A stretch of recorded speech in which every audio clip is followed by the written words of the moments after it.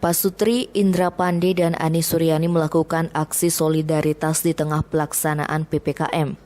Pengelola warung Ais Dapur ini membagikan sebanyak 250 kotak nasi lengkap dengan air minum.